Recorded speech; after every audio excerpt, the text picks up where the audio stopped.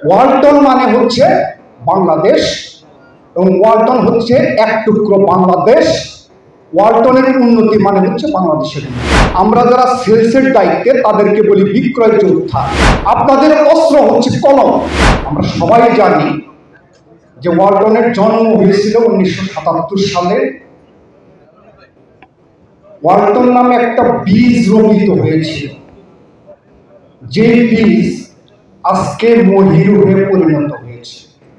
এবং এই যে একটা বীজ থেকে মহিরু হয়ে পরিণত হওয়া, সবার অবদান অনস্বীকার্য। আমরা এককভাবে কিন্তু আজকের এই অবস্থানে আসতে পারি না। আমি বিশেষভাবে কৃতজ্ঞতা জানাচ্ছি সাংবাদিক ভাই বোনদের। আপনারা হচ্ছেন জাতির বিবেক।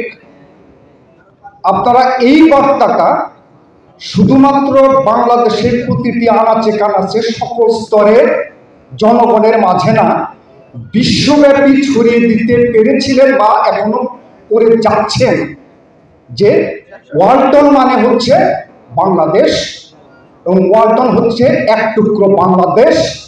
ওয়ালটনের উন্নতি মানে হচ্ছে বাংলাদেশের উন্নতি। এই মেসেজটা অন্ততপক্ষে সকল স্তরে আপনারা পৌঁছে দিয়ে যাচ্ছেন। ওয়ালটনের শুরুতে আমাদের সঙ্গে ছিলেন। ওয়ালটনকে যখন কেউ চিনত না তখন আপনারা আমাদের সঙ্গে ছিলেন, আজকেও আছেন এবং আমরা আশা করব যে ভবিষ্যতে যতদিন ওয়ালটন থাকবে আপনারা আমাদের সঙ্গে অবশ্যই থাকবেন। এবং সেই ক্ষেত্রে আমরা বলতে পারি যে এই সাংবাদিক ভাই বোনেরা, আপনাদেরকে আমরা ওয়ালটন পরিবারের একজন সক্রিয় সদস্য হিসাবে আমরা বিবেচনা করি এবং আপনাদেরকে মূল্যায়ন করি।